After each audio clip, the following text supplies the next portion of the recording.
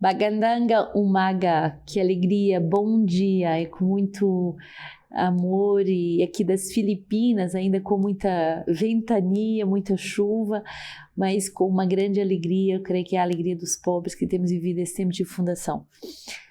Para além da ordenação de 3 novos padres, hoje tivemos esse momento bonito da celebração com o nosso bispo, Dom José Bantolo, sobre a missa crismal, onde todos os padres da diocese, um clero muito jovem, cheio de vocações, refizeram as suas promessas sacerdotais. E onde os óleos foram abençoados para serem distribuídos, o óleo do batismo, da crisma e dos enfermos. Então, alegria por todos esses momentos profundos de unidade com a igreja, de escutar aquilo que a igreja espera do carisma Sementes do Verbo aqui na Ásia. Nosso livro de vida, no número 137, agora vai nos falar sobre a fé teologal. Demos graças a Deus pelo dom da fé. Pela graça foste salvos por meio da fé. Isso não vem de nós, é dom de Deus. Efésios 2:8. A fé teologal é uma virtude infusa, isto é, um dom sobrenatural que não conseguimos adquirir com as nossas próprias forças ou méritos pessoais. No batismo, nós recebemos uma infusão de graças do Espírito Santo para que em seguida ser vivida como uma efusão de caridade. A Santa Teresinha de Menino Jesus diz, sim, que graça é ter a fé. Se eu não tivesse fé, não hesitaria um só instante em dar-me a morte. A fé é um tesouro recebido em nossos corações e em nossas vidas e poderíamos ainda buscá-lo às apalpadelas, desejá-lo sem conhecê-lo. Devemos dar graças a Deus pelas primeiras luzes da fé em nossas vidas e pelo crescimento. Se este dom não tivesse sido alimentado, ele poderia ter desaparecido, permanecendo escondido para sempre. Abacuque 2:4. És inflado de orgulho, aquele cuja alma não é reta, mas o justo viverá pela sua fidelidade. Gálatas 3:1. Pela lei ninguém se justifica diante de Deus, é evidente, pois o justo viverá pela fé. E Romanos 1:17. Porque nele a justiça de Deus se revela da fé para a fé, conforme está escrito, o justo viverá da fé.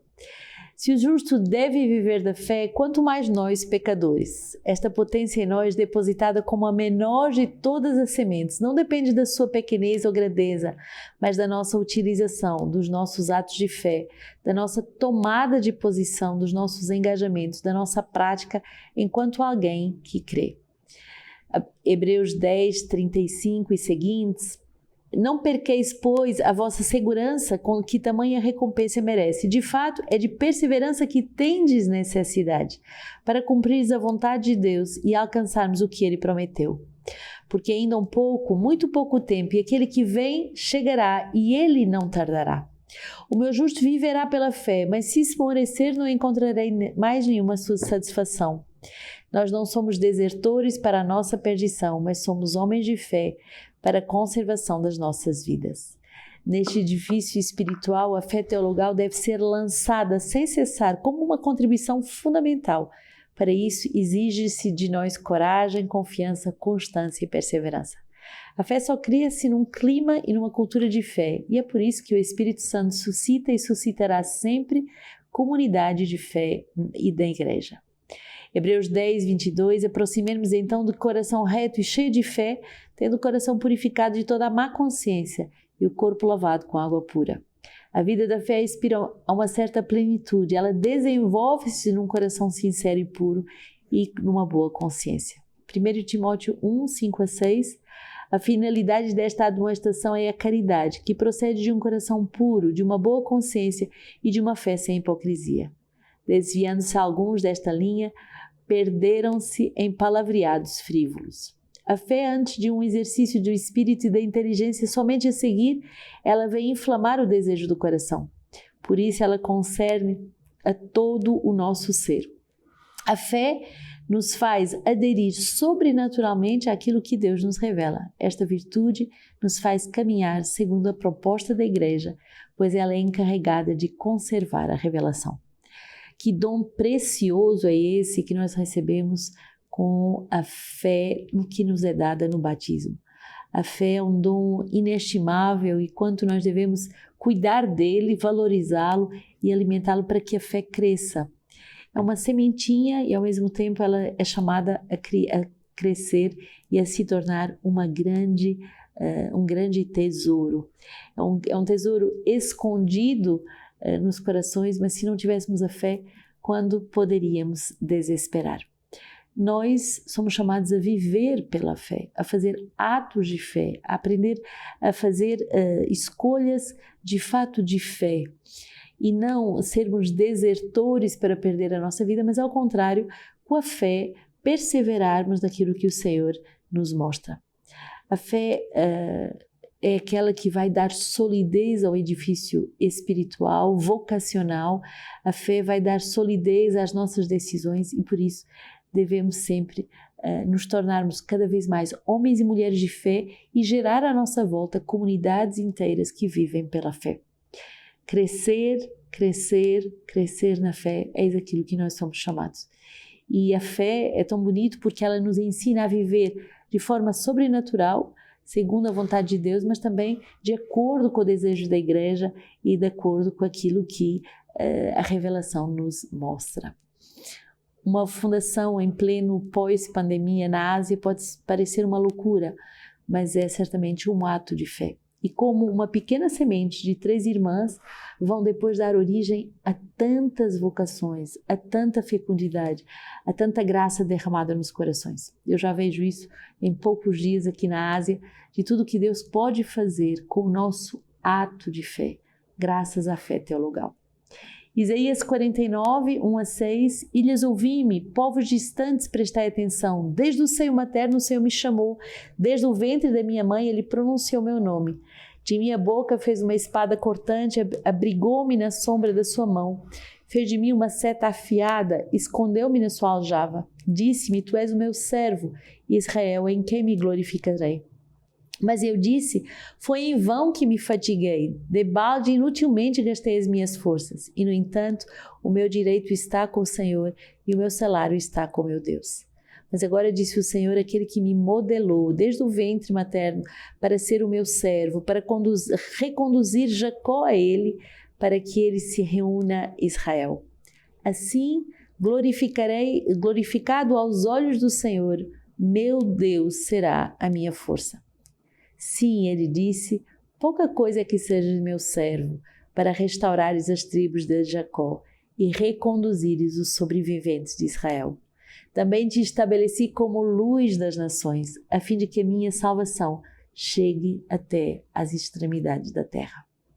Muito impressionante onde nós estamos aqui nas Filipinas, onde milhões de pessoas são católicas, graças à fé daqueles que não quiseram apenas ser servos do Senhor, mas aceitaram ser luz das nações.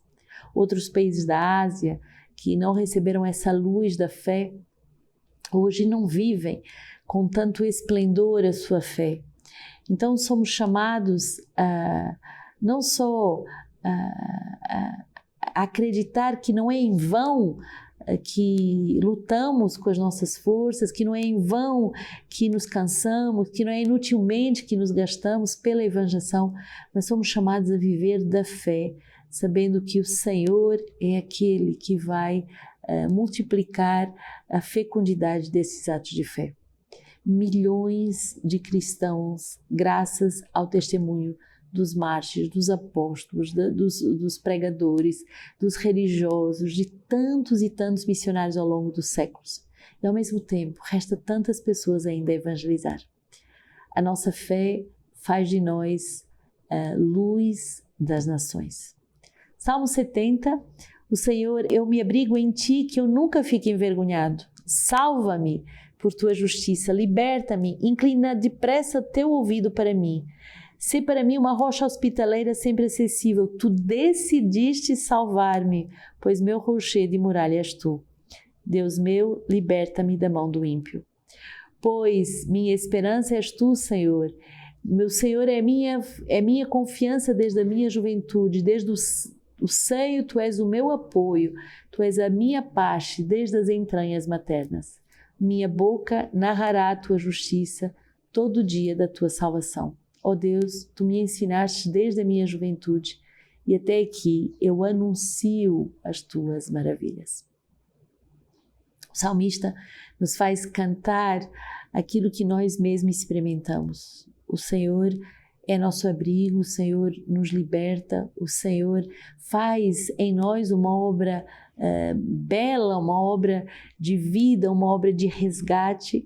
Ele é uma rocha hospitaleira sempre acessível. Olha que bonito essa imagem, uma rocha, quer dizer que é sólido, que vai verdadeiramente ser forte contra todos os ataques. E aqui, com tantos tufões e tanta inundação, a gente vê a diferença entre aquilo que é lama e aquilo que é rocha. É uma rocha hospitaleira, é uma rocha que nos acolhe e é sempre acessível. E por isso, a pessoa pode fazer essa experiência de ser salva e por isso dar a sua vida para anunciar as suas maravilhas. João 13, tendo visto isso, Jesus perturbou-se interiormente e declarou: em verdade vos digo, um de vós me entregará. Os discípulos entreolhavam sem saber de quem falava. Estava à mesa ao lado de Jesus um dos seus discípulos, aquele que Jesus amava. Simão Pedro faz-lhe então um sinal e diz-lhe: pergunta-lhe quem é aquele de que fala. Ele então, reclinando-se sobre o peito de Jesus, lhe diz: quem é, Senhor? E Jesus responde: é aquele a quem eu der o pão que vou umedecer no molho. Tendo umedecido o pão, ele o toma e dá a Judas, filho de Simão Iscariotes. Depois do pão entrou nele Satanás, e Jesus lhe disse: faz depressa o que estás fazendo. Nenhum dos que estavam à mesa compreendeu por que lhe dissera isso. Como era Judas quem guardava a bolsa comum, alguns pensavam que Jesus lhe dissera: compra o necessário para a festa, ou que desse algo aos pobres. Tomando então o pedaço de pão, Judas saiu imediatamente. Era noite. Quando ele saiu, Jesus disse: agora o Filho do Homem foi glorificado, e Deus foi glorificado nele. Se Deus foi nele glorificado, Deus também o glorificará em si mesmo e o glorificará logo. Filhinhos, por pouco tempo ainda estou convosco. Vós me procurareis, e como eu havia dito aos judeus, agora também vos digo: para onde eu vou, vós não podeis ir.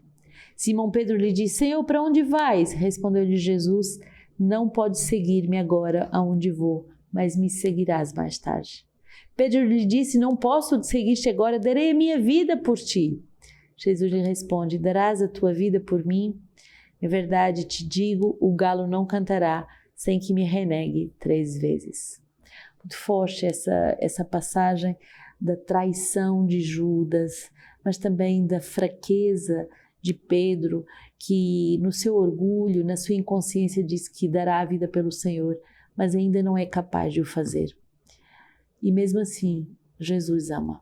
Jesus permanece no amor, mesmo quando nós o traímos, mesmo quando nós somos fracos e o negamos. Jesus permanece no amor.